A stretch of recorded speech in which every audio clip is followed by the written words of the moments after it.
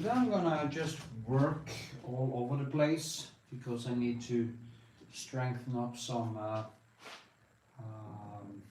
details, and yeah, just gonna walk all over the place. That's what I'm going to do. I'm gonna see if somebody pops in and asks a question or something. I can see it on my computer. I have to turn down the sound on the other computer.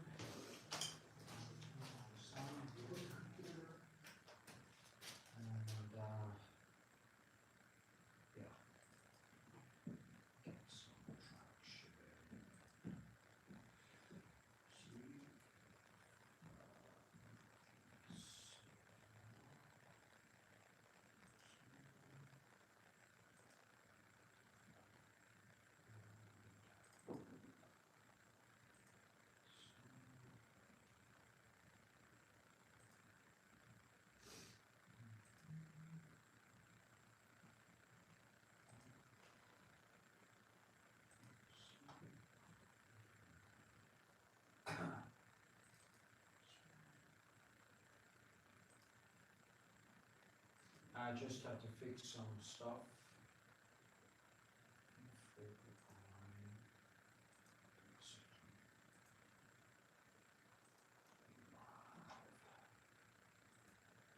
Now I'm going back.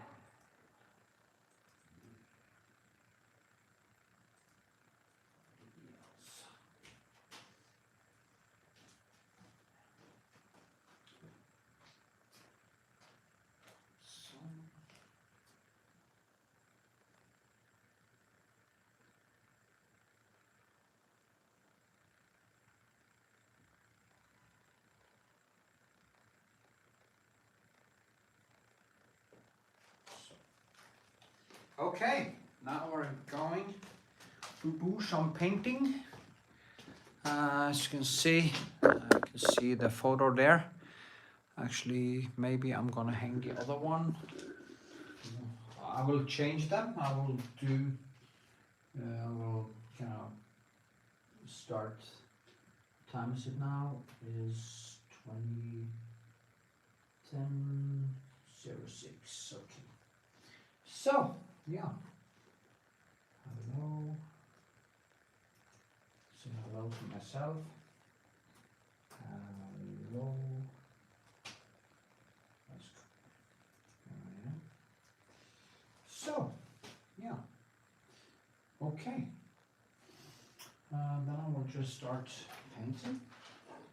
And if somebody pops in and asks a question or something, they can do that as usual. I'm talking to no one, so probably. Anyway, let's see, update it a little bit. So yeah, it's not so many. See if somebody pops in and says hello. And the importance of just building here. I did some of the hands yesterday and all around, but I want to try to do the same today, just with a little bit more details. And just keep banging on. See here, and yeah, I should start. Hello, Amalia. Nice to see you, of course. Art. If you like, you can ask me some questions. I just need some glasses.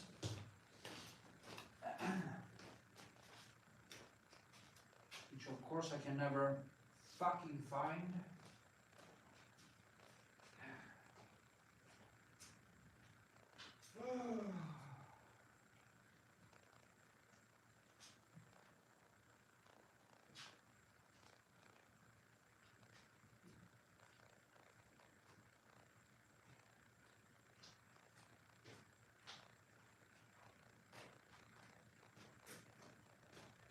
So, now I have my glasses. Not that I need them that much, but anyway.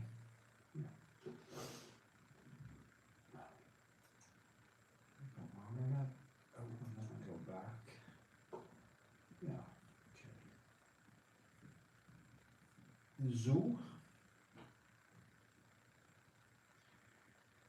I'm gonna look on the house myself. Yes, yes. Now, I bought some, they're horrible. Actually, these are fake boar bristles, and I really can't stand them because they are so soft and it leaves nothing. Why would anybody make fake boar bristle or pig bristles? It is just ridiculous. You need these ones, or these ones are from Da Vinci. I should have remembered that. And they give a very nice brushwork. So yeah.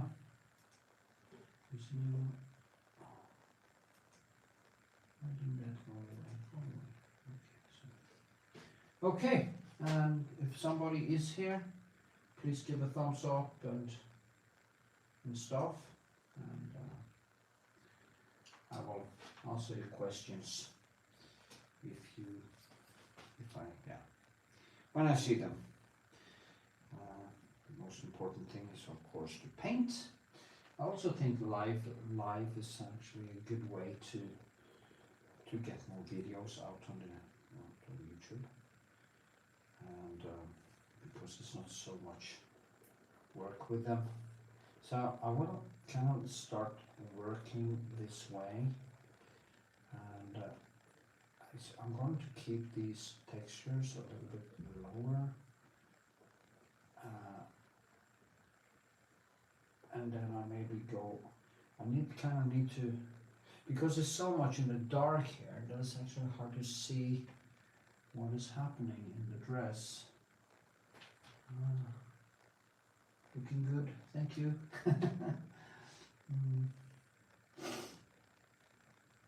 You can ask me some questions if you like. You can trigger my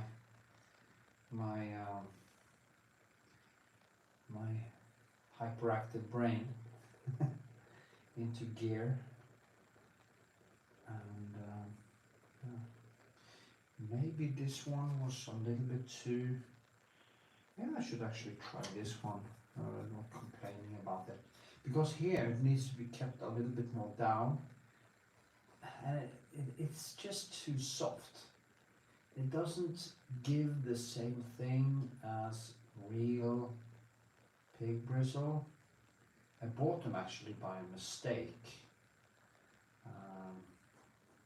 I guess it's the vegans that has been out with their politics again. Oh, you shouldn't use pig bristles because it's so bad for the animals. Oh, the animals.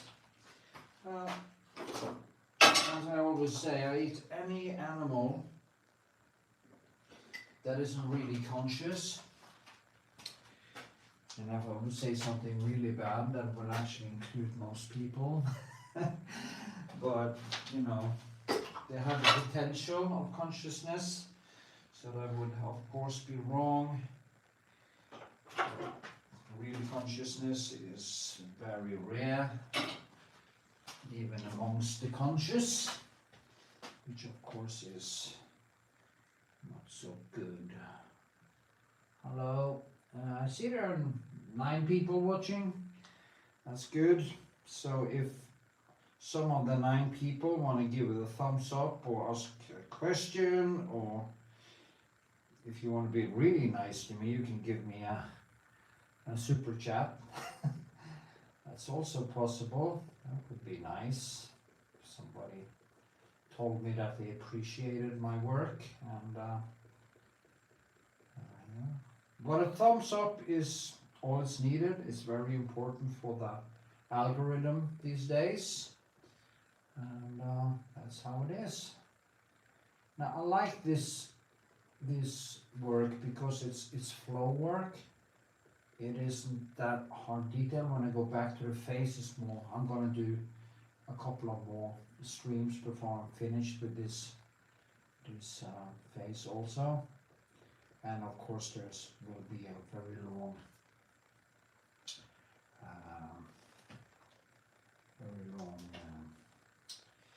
tutorial or process video of the whole thing, which of course is better filmed and with better resolution and stuff like that. The problem here is to differentiate that, and I always have to work in directions. It's very important to work in directions to create textures that aren't too flat, and you have to think which way everything goes, and also the colors can't be too vivid. There's some small details that come up here, and there's these small things. I can drag it down to keep it, like in here I want to keep the textures down, so I kind of drag it like this, but down here I kind of start dragging it, and here's a little bit more light, so we'll put in some higher textures there. It's all about how the light actually hits the paint on the surface.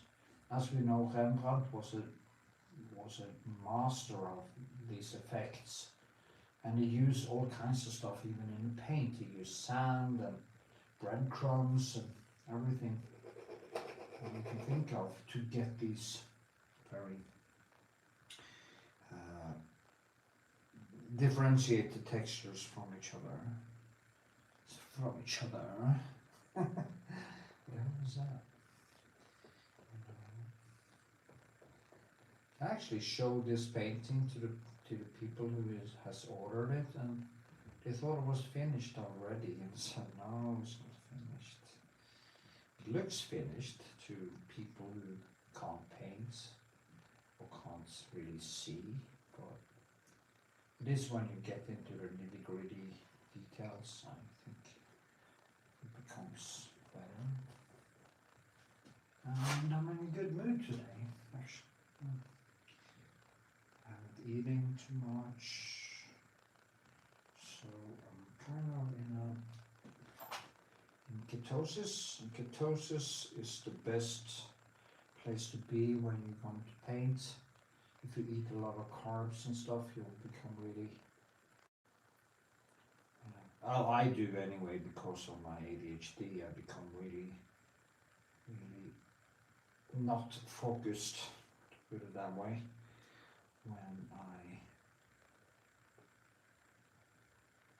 when I eat too much sugar. So it's to have a clear vision. Actually, my vision is quite good today.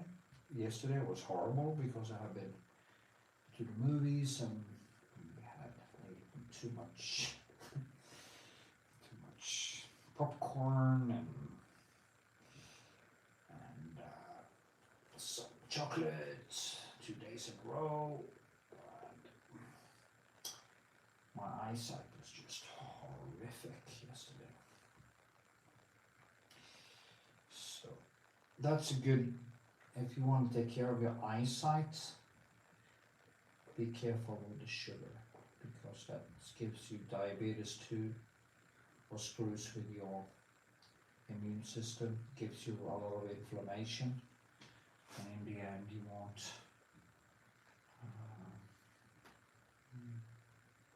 painting looking good, thank you. Oh, I thought it was me that looked good. Would you ask me some question if you're listening, so I can actually have a monologue or a dialogue or whatever you call it? My dialogues usually turn into monologues, and I have seen that as a very narcissistic trait, so it worries me. But I also say that people who think they are narcissists usually aren't, because the narcissist will never admit it. But as I say again, you never know. Maybe I'm a smart narcissist, so I actually admit it just to cover up the fact that I am. So you can't really know, can you? So, I think all artists has these traits.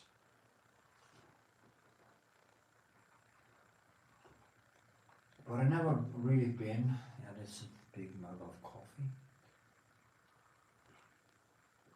I never really had this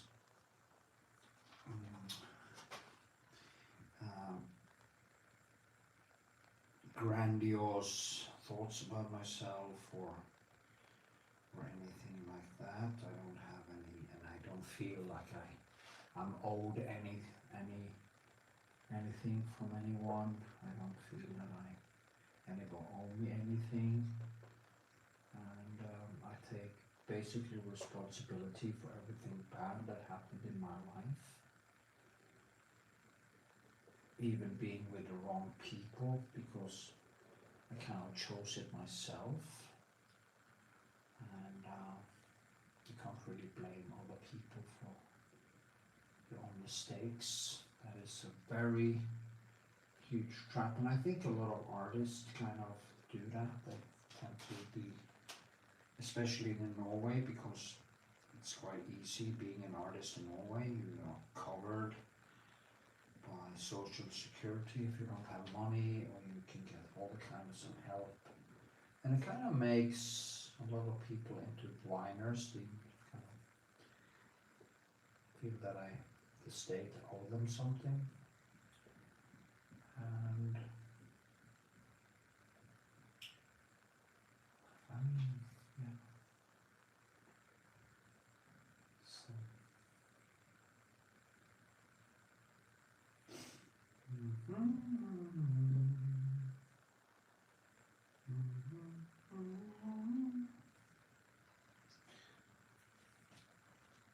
Well, talk to me. Talk to me, someone. Well, it's nice that people actually watch. You know. It's fun. It's good. See, I'm going in directions, and there's this mark here. He has this. The guy was a leader for the how do you call it? Rederiforbund, the union for the people who owns boats, or you know, and that's the organization who actually commissioned this portrait of him. And yeah, I think it's coming out pretty good actually. I also like what I'm doing here because I'm starting to get this, you know, the photo is quite, what goes down here is quite vivid, and behind here is a little bit more light. We push that out, so it kind of pushes the arm this way. And here I have more blue, so that will actually differentiate this from this side, which will be more in the dark. But how this, you know, this goes down like this. So I need to get in these indications of the suit, because in the photo it's actually quite hard to see the suit. So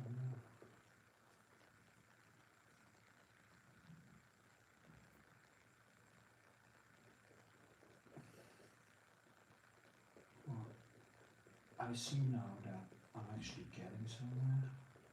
You see how I work, and then later I will use smaller pencils, and also do the buttons here, and do this today, all over the place, to get more of the details in the rope here, and stuff, and then I will do the face tomorrow. Maybe I can actually finish the face tomorrow. Maybe. But you never know, because it's not a, what do you say? It's not science in a way. So I can sometimes make some mistakes that will then cost me a little bit more time and stuff, but that comes with the territory. That's a part of difficulties. Just want to send a message.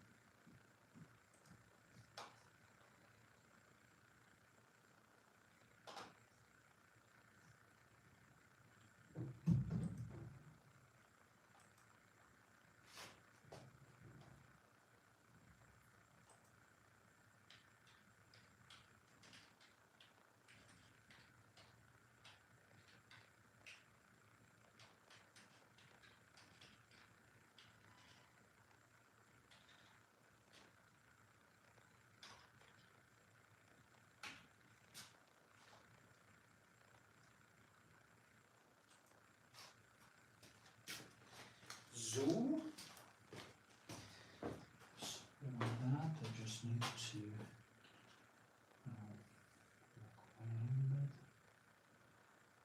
Yeah.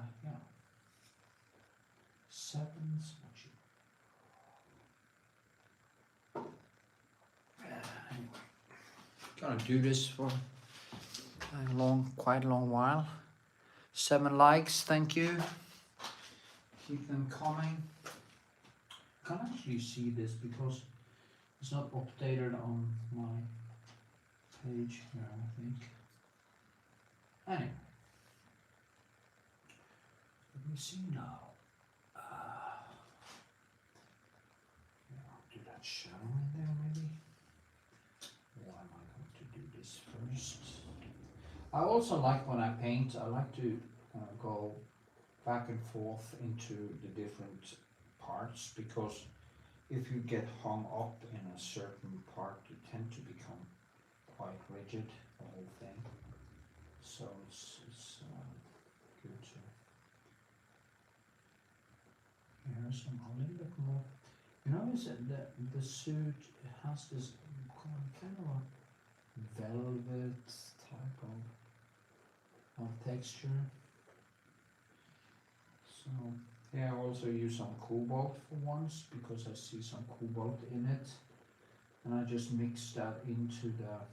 What I'm using now is actually the blue black from Newton. I think that color actually is very good when you want to have some color in the black, because it is, as it says, it is blue black, and it gives a nice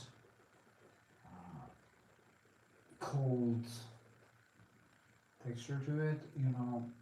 And I noticed something. It's very the ivory black is very good to use in the face and shadows and stuff, and to tone down colors. Yeah. But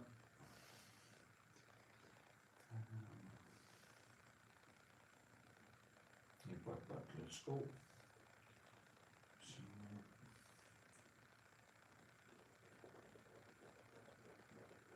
But if you're gonna have some with some a little bit vivid colors, it cannot tend to dirty them up. So that is why I prefer the blue black when I'm gonna do this bluish, black bluish type of dress. A little bit more textures here. They must not be disturbing, that's the whole thing. And yeah, let's do this. Now I will try to do, what will happen now is that I will let these things dry a little. Not, it won't actually dry. Just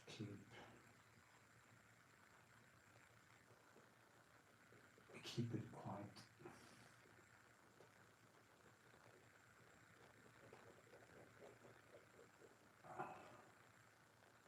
Yeah.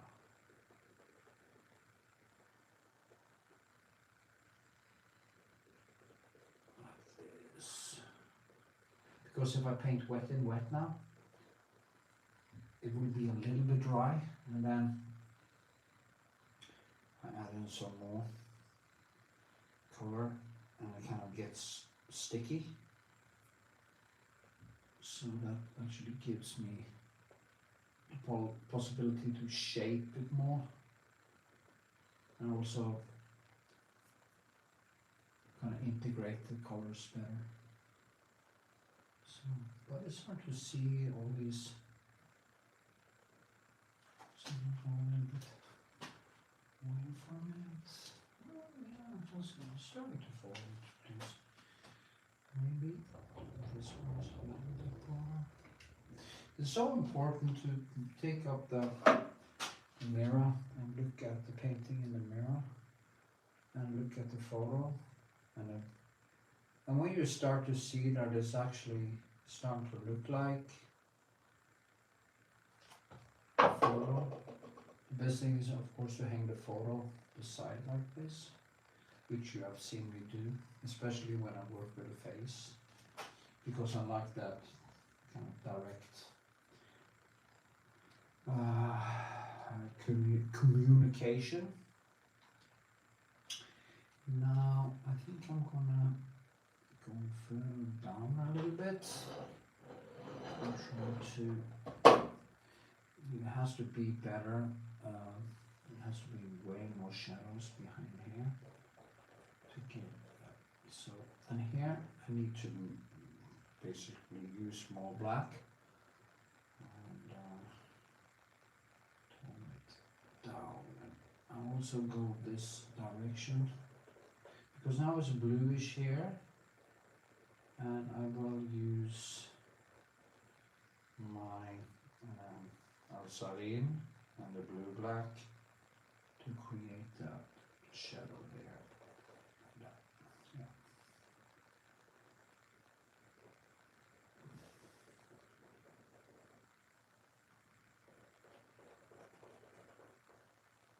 So now, 6 years.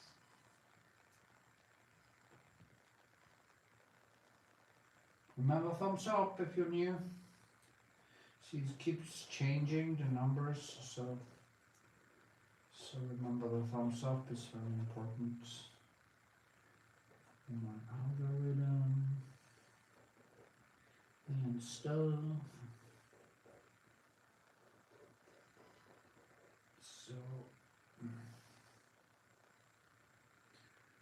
yeah, now it goes very much into the dark down here. So I need to also darken the shadows behind there. And then I actually going to use some of the, for the shadow behind there, I will use some of ivory black, because that will tone it way down, as you see. And then when I use more bluish in the jacket, that will actually, despite the nuances coming very close to one another, differentiate the different nuances. You see here I'm not doing any brushwork now, but I will start doing like this when I have just covered it, and then I will integrate the two things together, so you can't really see where this goes over into this other shadow. And that's also a trick that is very important to see in the classical paintings that they always do. The best paintings is the ones that has the least lines, and that is why I think the paintings of Michelangelo and these people, I don't think they are so good, because it was really before they started using all these, but their drawings and sculptures and all that is just totally amazing. But I think it's the best was when, you know, come into the Rembrandt, even Leonardo da Vinci. I think it's a little bit stiff, but of course maybe it had to do with the tools and stuff also. So yeah.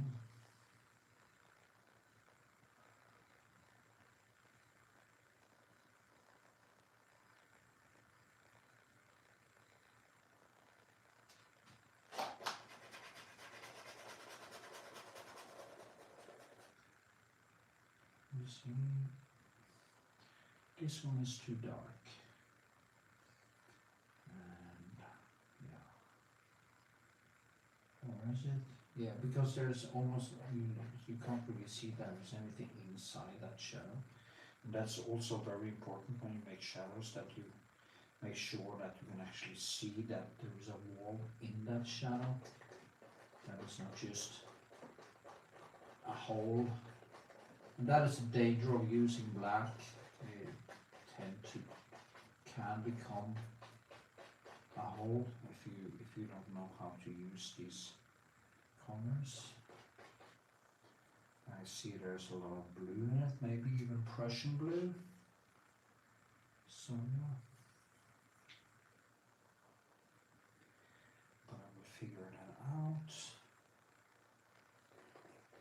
You see, I add some blue in it, and then I will add some more warm color here, so you get the complementary contrast between these two. Now, if somebody asks me questions about what paint I use and stuff, I could actually tell you. That is why I would like people to start asking me a question when I live stream, because if you wonder about something, that is a good way for me to be able to explain what colors I use and stuff. Okay. Anyway, someday people will start asking more questions probably. See now, here comes more warmth, and that is more like a yellowish, and I use let's show you what I use. It's called a Brilliant Deep Light, and it's basically a broken yellow. I also have this brilliant brilliant yellow reddish, and brilliant, this is basically reddish, and this is brilliant yellow. So in a way they are also kind of primary colors in you know, based on. So yeah. How do you create realistic shadows without making it look muddy? Yeah, I can repeat that. Actually, you have to. Yeah, that's difficult. You have to think like nature do. You have to think complementary contrast and stuff, like I was talking about here. I added in blue, and here I add in more primary colors. I try not to mix too many colors together. I try to keep it like, if you mix too many colors together and then you add in black, it gets very muddy. So what you need to do is basically try to keep it as clean and impressionist as you possibly can. Now, as you see, I put in some blue in this. I can even put in some more, but I used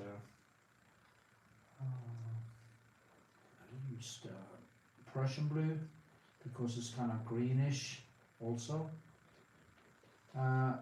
The thing with shadows, I can explain how shadows are made in nature, and many people doesn't really know this, and it's one of the reasons why I was able to think more like color. When you have red and green, which is complementary colors, the shadow, depending on which color is most pronounced of the two, the shadow to red will be a mix between green and red. The shadow will go towards the greenish and with mixed in some other red. So it's broken. It's not green, but it's broken with the red. So you don't get just a color circle. You also have a secondary color circle, which is a mix of all these colors. And when you look at the shadow on here or something, you will start to see, okay, here there's more reddish in it, and here is more blue. When it goes down here, it becomes more in the, I see it's red in it, and here it goes over, when it starts to become a little bit brighter, I can see it's going over to the green. So, and here too, you have the green, and that's why I put in, so red, green, and you have this going on all over the place. You have this in the face, you have this all over. You always have the primary colors beside one another. And the way to keep them clean is basically keep them clean. Don't mix too many colors, and remember, when you mix a red and a green, you get the shadow color. Or you mix blue and orange, you get the yellow, and you mix yellow and violet, isn't that right? Yes? You get the shadow color. You can't just take black and think it's gonna be a shadow. You have to have the primary colors mixed together in the shadow. Maybe with a little bit of black to break them down, but not too much, because then they kind of get muddy. So that's the answer to that question. Next.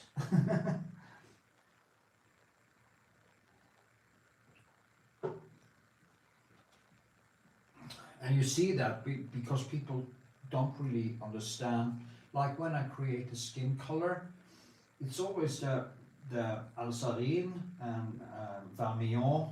It is mixed with this broken yellow here, and I put in a little bit of the complementary color and blue. And then if you use some yellow and some blue, you get the green, and if you use, you have to think like nature does. So that is what you have to do when you paint to get it clean. But here it is quite dirty up. So then you have to dirty it up in a non-dirty way. And the best way I remember I had a good friend who sadly is dead now. He was teaching me about, helping me with the first computers many years ago. And he said, when I asked him, and he said, maybe we was tired of me asking so many questions, but he said to me, well, if you want to figure something out, just push the button and see what happens, and learn from your mistakes. And of course I did once, and I deleted Windows, and when I restarted the computer there was nothing happening. So I learned one thing: you don't delete the Windows file to get more space on your computer. Okay, you just don't do that. But it's kind of the same with learning how to paint. You just have to paint and be honest, and not try to focus on the motif, but on how you move the brush back and forth, and how, like, I can take some of this and I'll put in here too, because then I break this down. But if I do too much of it, or I pick up the wrong color, it will just become muddy, and it will become like a dead surface. So keep it complementary, and as I said, also the secondary. I learned this very early. This was just totally wrong, but there's not, the reddish is actually down here. But it doesn't matter because I know where I'm going, so I just take some of my Prussian blue. Prussian blue is a very important color. If you have a pure, very yellowish surface, you can actually use, if you have a reddish surface, you can, or you can use Prussian blue, because it's quite green. So despite it's called blue, I think it's more in the green. That's how I think. Now also you need to cross over like this. When you cross over and you kind of drag this into here, you get this effect that is actually something behind the shadow. Also directions can be important. If you want to create more life in the text, you can go this way and that way, and you can just keep going back and forth. You can also strengthen, of course, the shape by exaggerating a little bit and make it a little bit more light behind there. And then I will tone it down again, and that was actually the wrong color. I should go more to the reddish on this one. But, you know, I talk too much and shit happens. Anyway, yeah, and it's gonna also be a little bit more in the yellow. You see, I just work with a lot of colors. These are, of course, a little bit broken colors. I don't use the vivid yellows here or stuff like that because it's not an impressionist painting per se.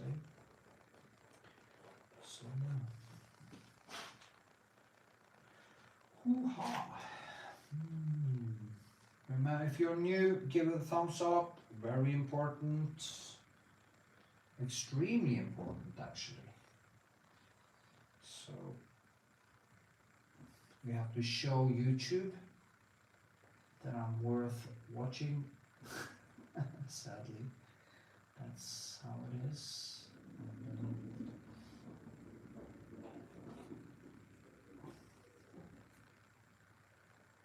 You see, now we can bring out his face a little bit. Oh, no, I mean his head by going in here and work like this.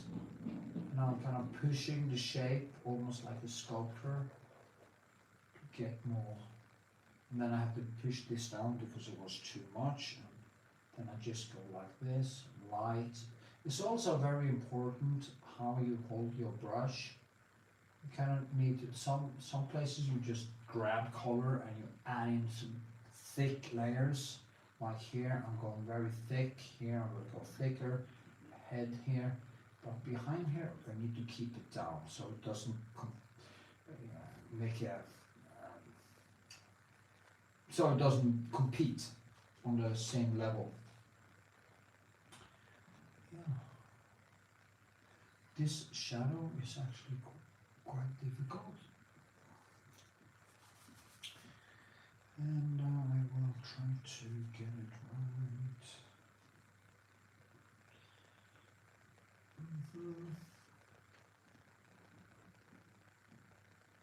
This one goes a little bit more just straight down here.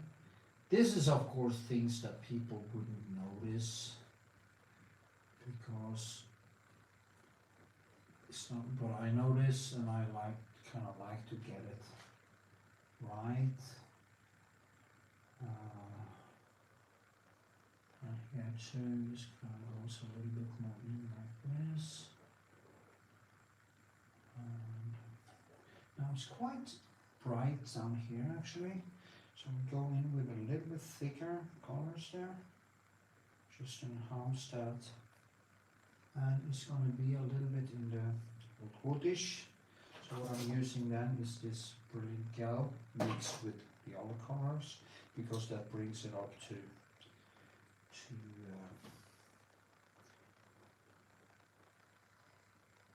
the more the red. But I see I need to tone this down too, so because it becomes too bright. But that is not difficult because you can always glaze over it, or you can always work it down. Now this becomes a little bit too yellow, so I add in some alsarin and some French ultramarine to tone it down so it goes more into the reddish, if you might see that now. But I also keep the green there because there's a lot of stuff happening in the surface. It is the surface behind him is paint over concrete, I think. So it's a lot of texture, and it's very old, but and you know, I can't paint every single texture. I can only kind of try to imitate the main texture to give it the feeling of what it actually is. So I wish I actually was better with my time, because I would like to go, in the future anyway, go even deeper into the details. Not like photorealist, but more, I don't know, get more paintedness into it, even more.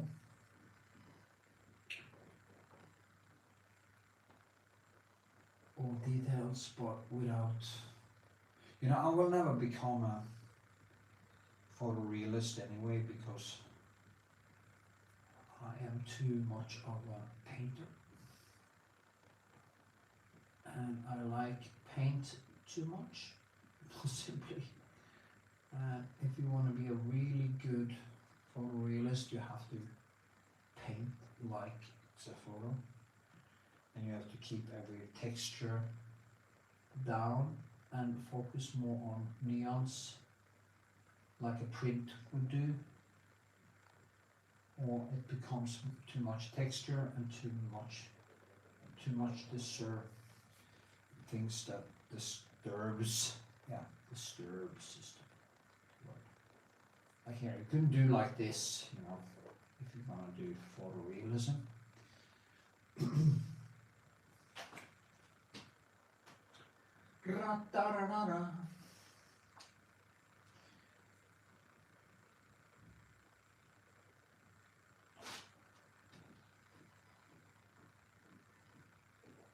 See here, I just add a brush stroke and I kind of leave some of it. And then if you go back and forth like this, it's too much, so I need to tone it down. But it's quite sticky also, so it kind of leaves this plaster feeling, or concrete feeling. And I will also go in and there's a lot of small details, the paint has cracked up. And actually, some people, oh, why don't you paint the wall, make it, no, I want that wall to be like that, because I'm using it as a background in my paintings. It's like in my old studio where I always used the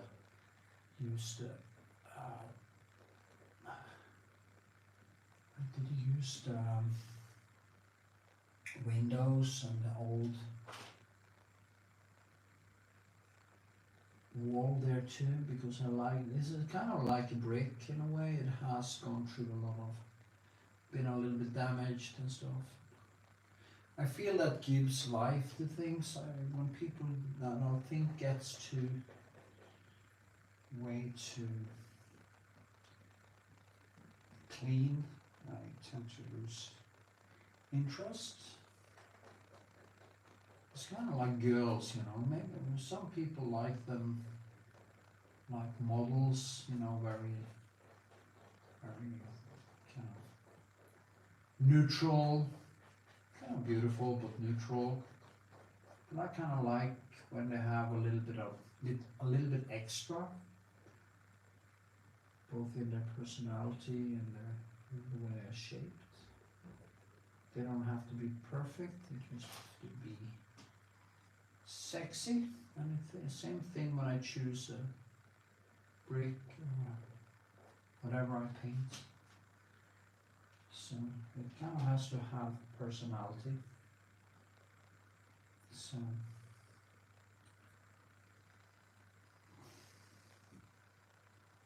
I never found these. There's some, dancers and stuff. You see, maybe these Russian, Ukrainian ballerinas and stuff. They can actually look quite good because they're so feminine. But usually, I don't find the model type girls any interesting, like erotically.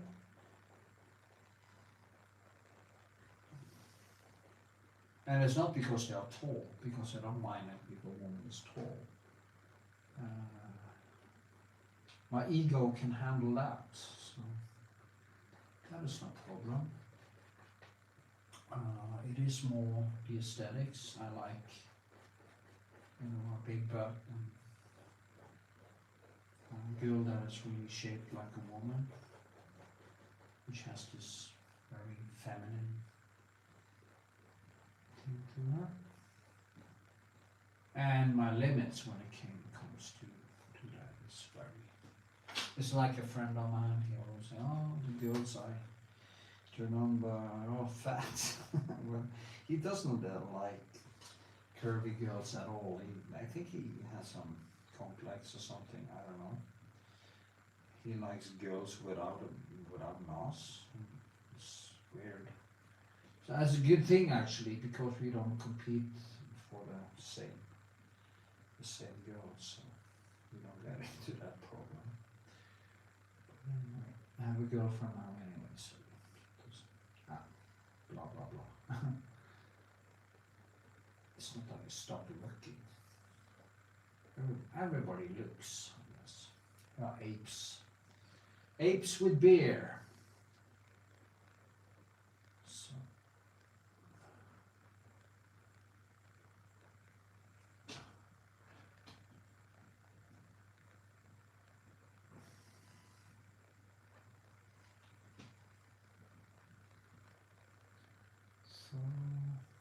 Hello. Remember thumbs up? And yes, you can ask me questions. Questions. See, we'll do something with the hands maybe. See, find some smaller pencil here. Maybe I should actually finish that. Yeah, I want to finish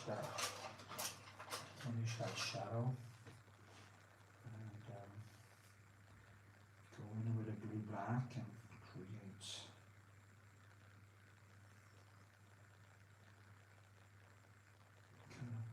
this here, but it has to be a little bit more broken.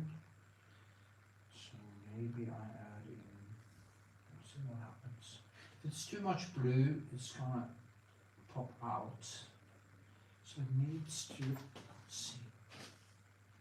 Maybe I should hang up. Yeah, I can hang up this now, so I can actually see.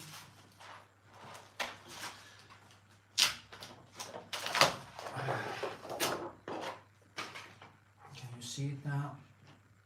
This is how it looks. Yeah.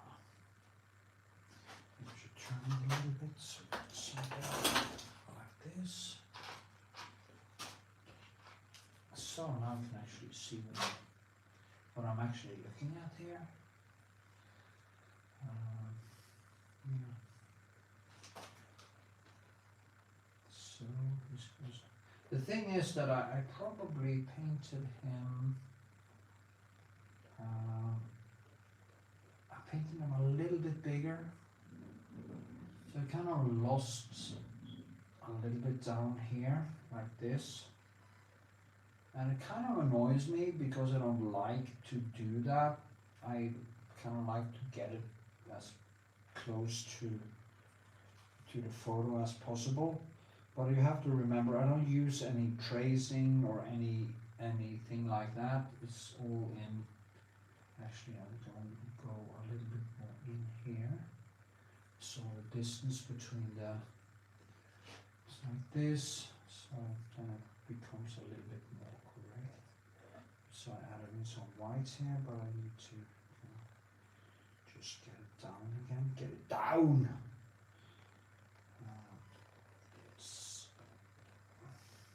Because there are some, well, it's hard to say, it's kind of reddish also, and some yellow.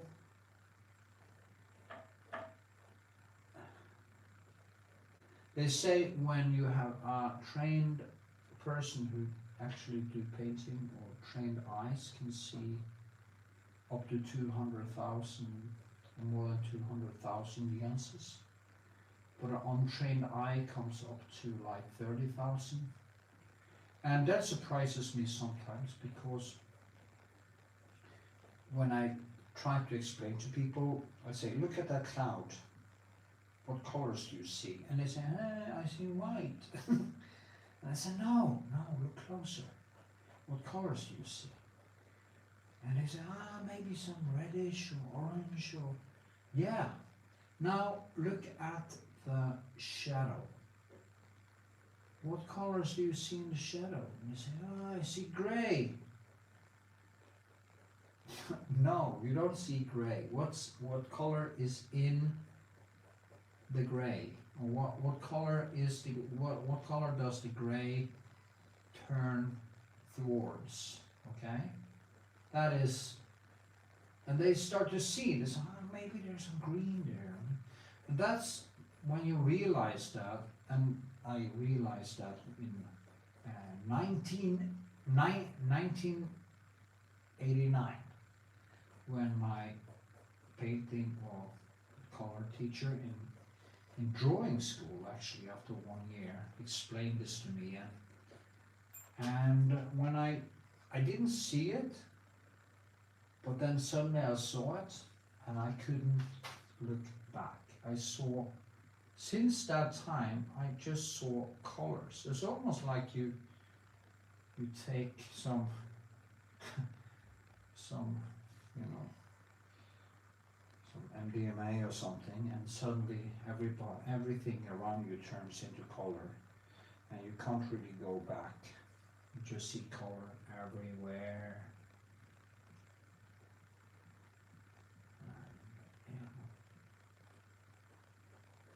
Maybe acid would work better for that. But I remember many years ago, me and a friend were at a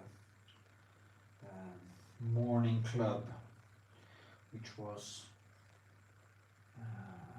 a legal club, morning club, and my friend had bought some cocaine. I think he's dead now, actually.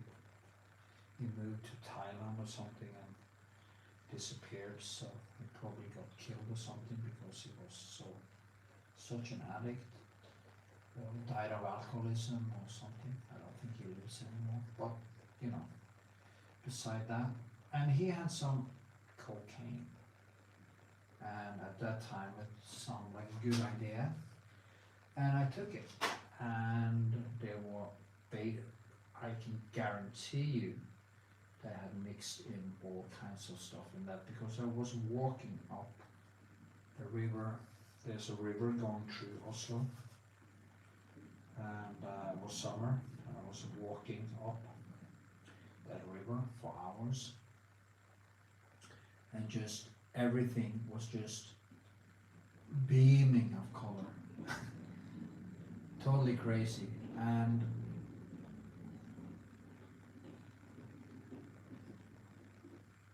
I never really, it stuck with me. And when I look at kind of sunlight hitting leaves or go through, I can see all these colors, the red and the yellow and the green and the blue in the shadows, and everything is just, I knew about it and I saw it from before, but after that trip, that time, I actually saw it even more. So maybe there was some acid in it, something, I don't know, but it was more than cocaine, because it lasted and lasted and lasted. So, yeah. But anyway, if you go out on it's very easy to see in the evening. When the sun is going down, it's easier to see all these colors. But if you train your eyes to see it also during the daytime, the world will look a little bit different after. So that's my advice. Take some cocaine with some acid and MDMA or whatever was in it, and go for a long gloomy walk.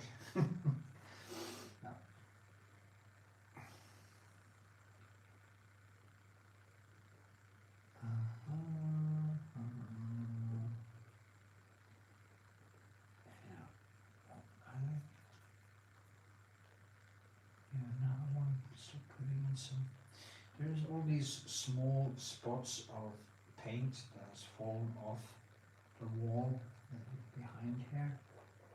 I'm just gonna start painting all these small things. I'm just gonna kind of mark where they are. And there's actually one exactly here. And what I need to do then, and there's a little tiny piece of light just in one of them there. So that is why a painting like this with a wall like that can actually become an infinity project. You know, you just can keep going and going and going, and never needs to end. There's always something more you can do.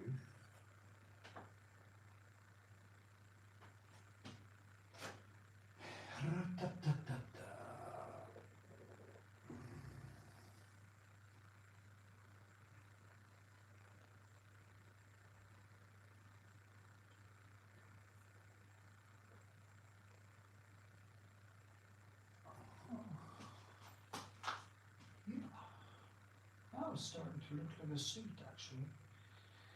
It's good. Which means I am on the right track. Now, when he was here, it was a model. I took these art photos of him. He, of course, he's a boat person, and we was going to have some symbolism. And he made this knot. This, I think it's called a sailor's knot. You know how the sailors always learn how to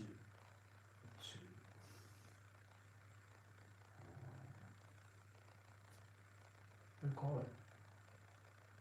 Doing a knot. Is it knot? Is it called in English or knot? A knot on the rope. Is that right? Can somebody tell me? Is it knot? Is it a knot? Somebody tell me.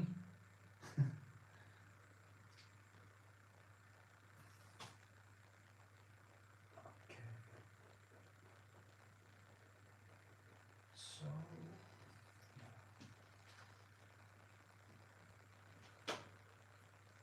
here, this is just a start, and the good thing is that there is a the design now. Yeah, this one goes down here, comes in a little bit, and then it comes actually out here. So I need to move it a little bit, and then there's a shadow, which is very cool. The shadow is just so cool because it kind of explains and goes through here. So what do I do to enhance that shadow? I go in between like this, and I start to mold the things that is in between like this, and of course on this side too, which is in reality actually much closer. Like this, and this.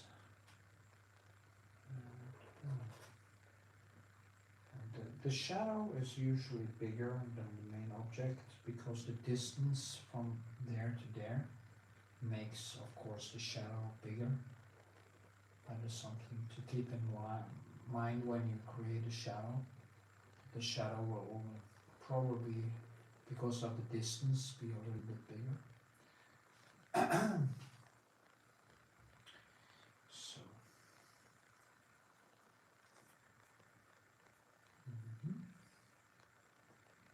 Remember, thumbs up, smash the like button, as they say.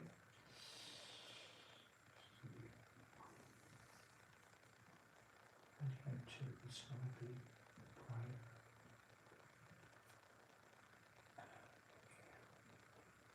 I'll just try to keep this down a little bit because it's not going to come out.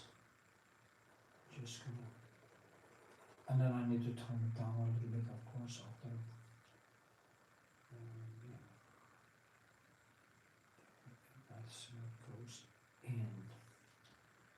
shadow comes down there. And it is actually brighter behind here, but it's quite yellow and greenish. So I'll try to, that was actually way too much. So, and it is a little bit bad, the lighting in here. So I need to get, I'm gonna, when I'm done with this, I have a couple of other commission works also I'm working on. So when I'm done with them, I'm gonna rearrange the whole light setting in here and try to maybe even paint against that other wall, because it's, I get more distance from the lights. So it could actually be a good idea. So see what happens.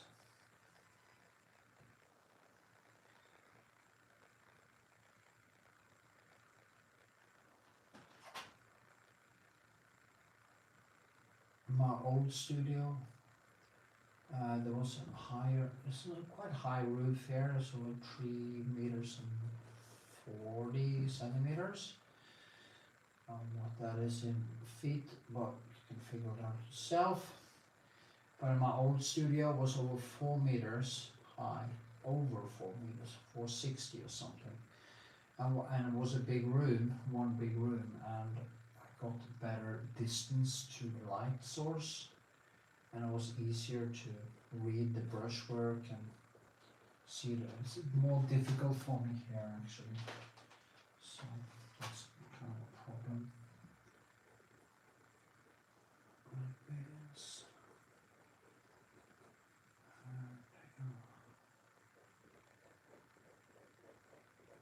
Just as okay. It's actually starting. I'm starting to like it, you know. That's a good sign. Just gonna fetch myself a new coffee, and I'll be back in 2 minutes or something. Always need my coffee. I think I need to take the pee-pee. Remember, thumbs up. Thumbs up.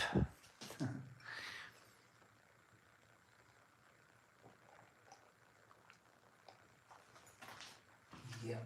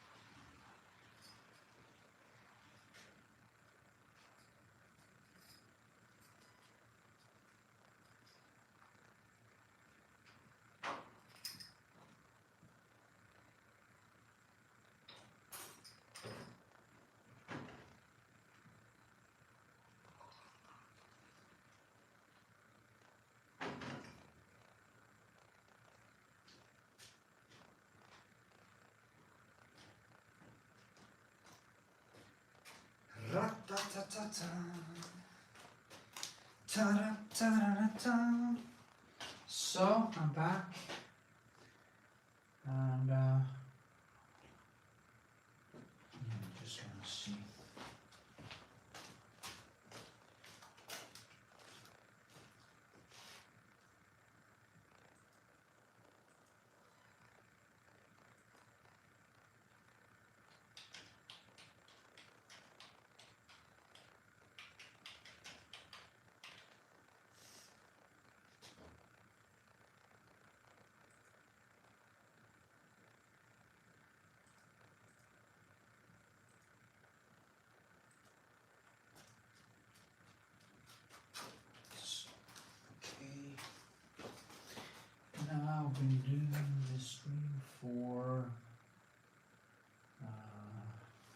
see, 71 minutes.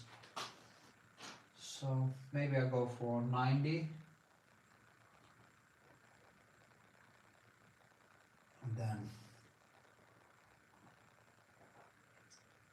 I will tap out because I'm also going to film the process. I see this actually goes quite fast. So I need to also add it into my, I mean 90 minutes, how much you said was 1.5 hours. So, me talking like a crazy person for 9.5 hours. I'm trying to, oh shit, that was wrong. Now I'm just gonna add, scratch my ear. So I'm gonna go for a little bit more shape here. I'm just gonna, usually I never do this. It's way too light. I need to tone it down, and get this. Okay, so I go this way. So why do I go that way? Because if you do like this, it becomes very flat. So don't do that. You can actually, when you line it up, you can do that, but after that you have to go in and kind of drag it like this, so it doesn't become too flat. You don't want flat and dead surfaces.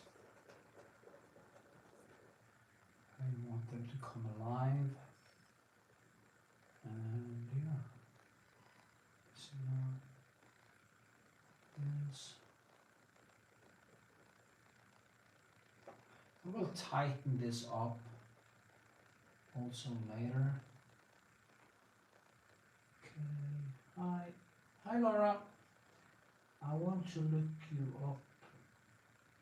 I went to look you up on Instagram and it shows 4 accounts. Do you recommend a particular one?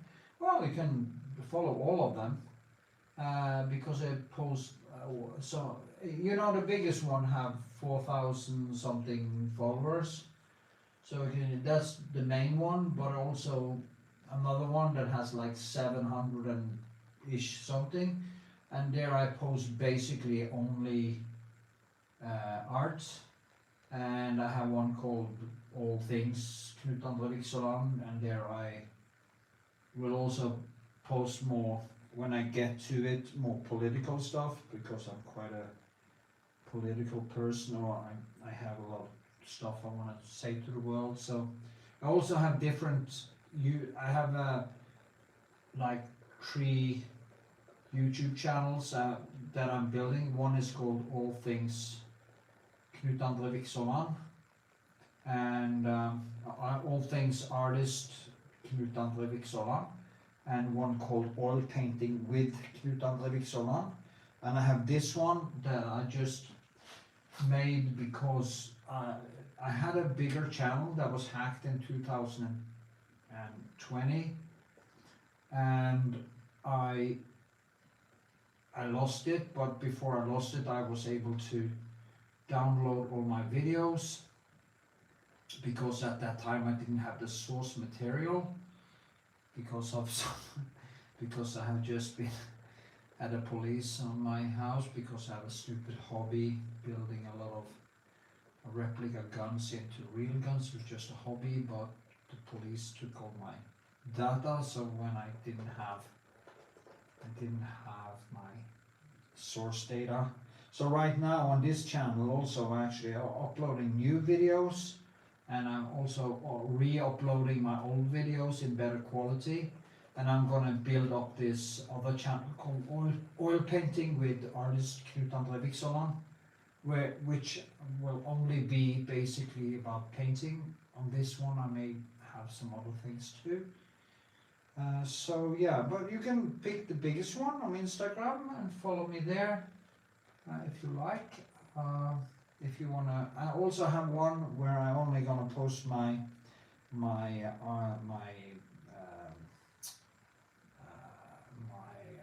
photo art I never seen myself as a photo artist, but I have so much material and I have so little time left in existence that if I'm going to be able to show my photos or use, I should actually start also viewing myself as a photographer, maybe.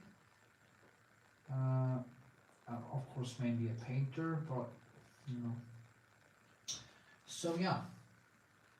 Okay, thank you. Do you have any painting questions? Please ask. So.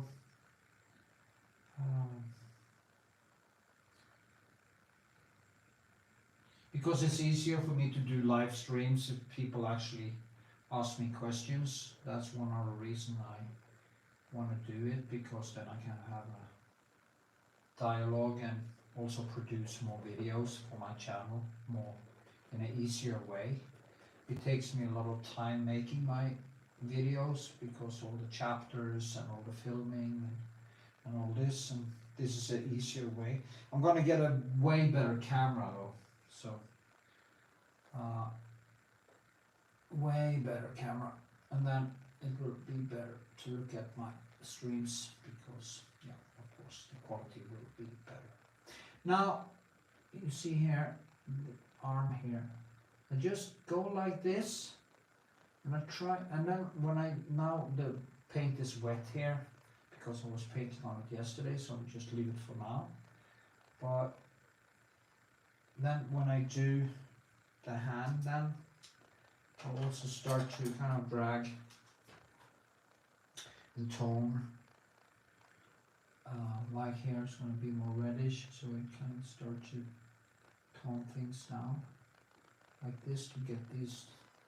Then I can go in and kind of tone like this again, and going back and forth there. So that's the way I do it. I want to exaggerate a little bit these things, because I feel, you know, you have to, if you look at actually Leonardo da Vinci, who was exaggerating all the time. I have a friend, he's also on Instagram, he's called Leandro Casiano, Art Leandro Casiano. He's a brilliant artist, he's really good, but sadly he doesn't have a YouTube channel. I've been trying to have him make one, because he also knows a lot about techniques, old techniques and stuff like that, and he's an extremely good drawer, way better than me, and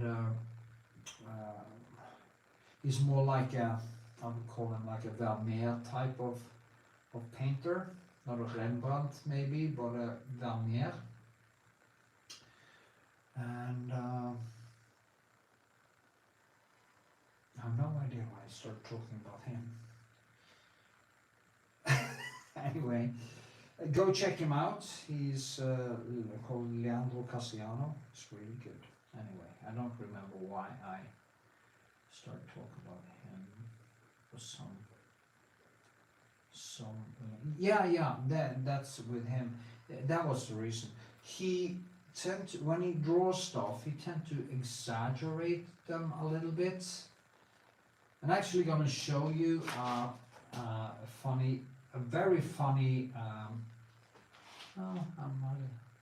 Do you use other tools than brushes sometimes, like knife fingers? Yeah.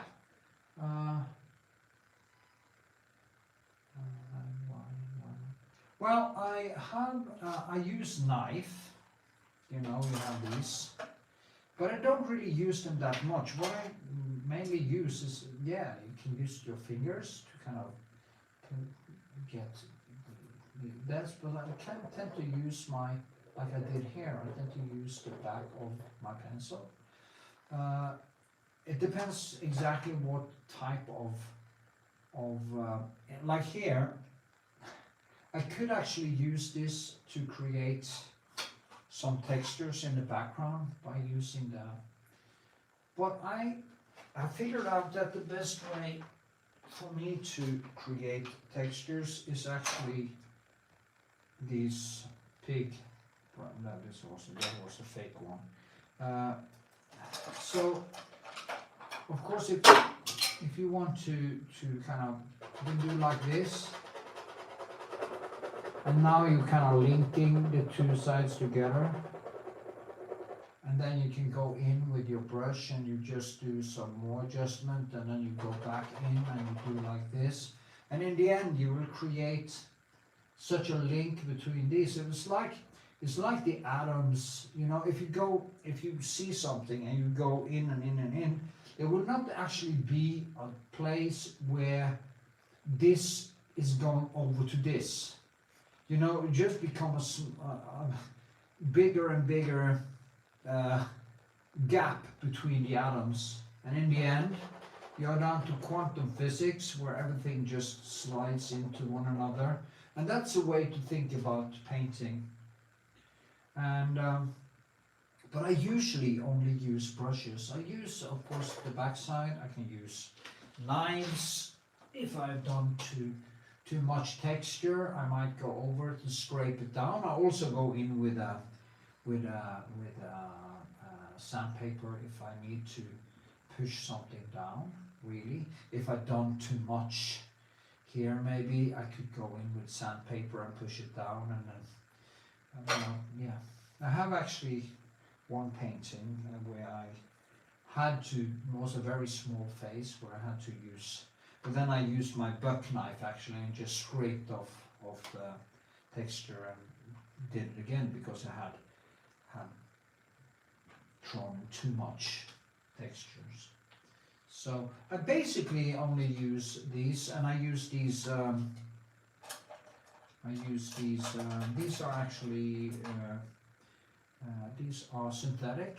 What I like them very much is also Da Vinci, but it's kind of synthetic, and I think that when you want to do very small detail and you don't want much texture in the eyes here or something, these can be very good to use, because you don't want any boar bristle in the eyes. This has to be kept all the way down. So yeah, but also like this. And some people like to, and if there was a surface that actually needed, like maybe if I used a little bit of that in the plaster wall.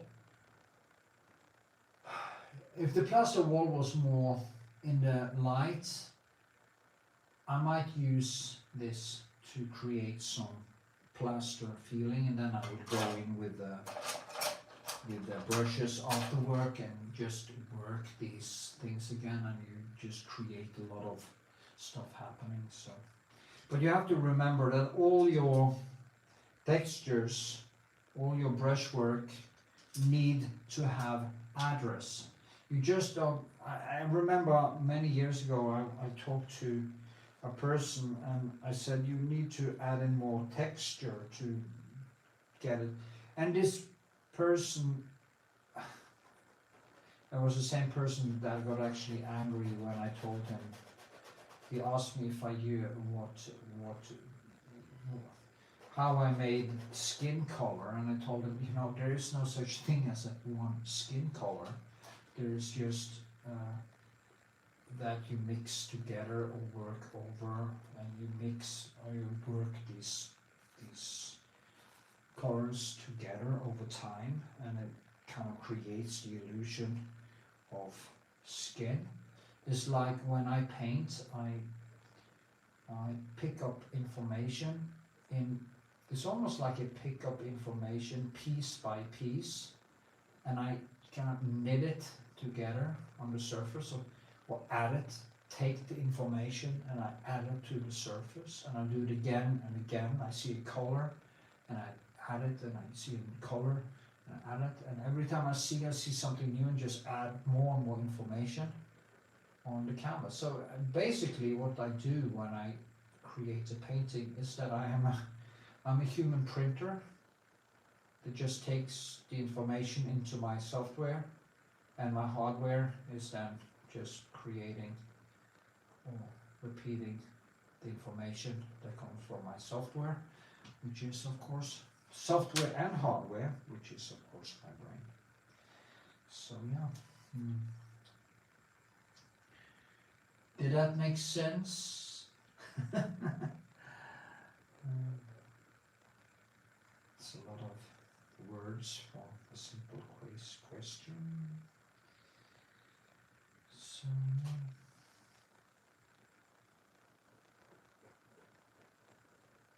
if you use too many, if I use too many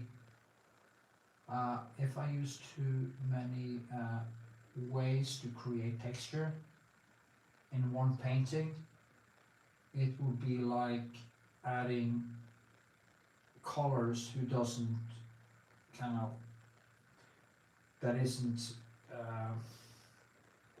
toned. So the textures would actually create surfaces that didn't feel natural because there was basically too much happening. And you also have to paint in the lack of information, not just information. You have to be good at painting an illusion of you not seeing any information, if you get my point. So that was 87 minutes. I'm gonna close it down soon because I need to film this before I'm finished. I've done so much work now. And it's unbelievable how much work I can actually get done in just 90 minutes. And I feel good today, so I'm kind of in the zone, you know. This is very good. Actually, I had a very good experience in the taekwondo today. I had only slept like 5 hours and I was really tired in the beginning. But in the end, when we was going crazy on a heavy bag, I just got into the flow. So I felt, wow, now I'm getting somewhere. And then the training was over. So, and I slept for a couple of hours, had some food, and now I'm painting. And my brain feels awake, and everything is just good. So.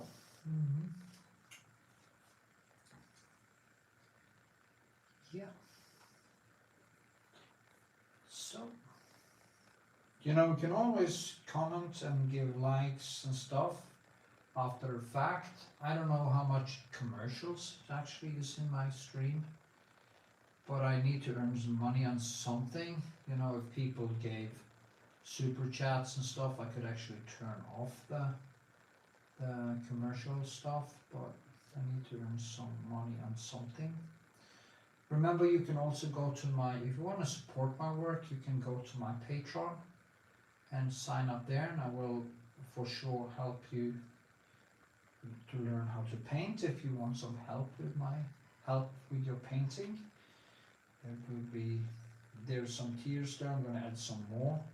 There's one tier that is like $5, and then I will just answer questions and stuff, and also you can donate whatever you like. So it's a little bit annoying when people become free members because they can't really ask questions, and I can't really communicate with them.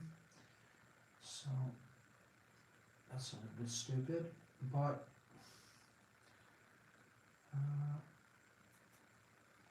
and then there's a tier where I think it's $15. I will do a live stream with you and teach you how to paint, and I will add a new tier where I can do once every week, and it will be very limited to how many I can actually have in that tier, because time is precious. So, but that will be a little bit, of course, a little bit more expensive. I thought maybe $15 for every every session, which is of course very cheap. But go check out PATRON and we can make a deal.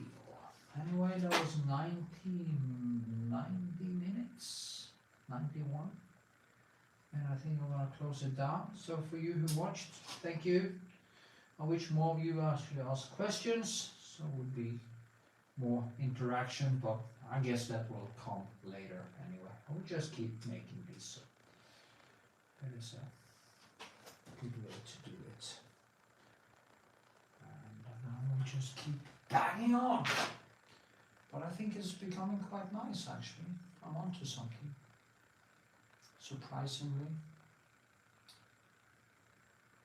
Different things I need to fix and change and stuff, but all over, I think it's actually, yeah, turning into something.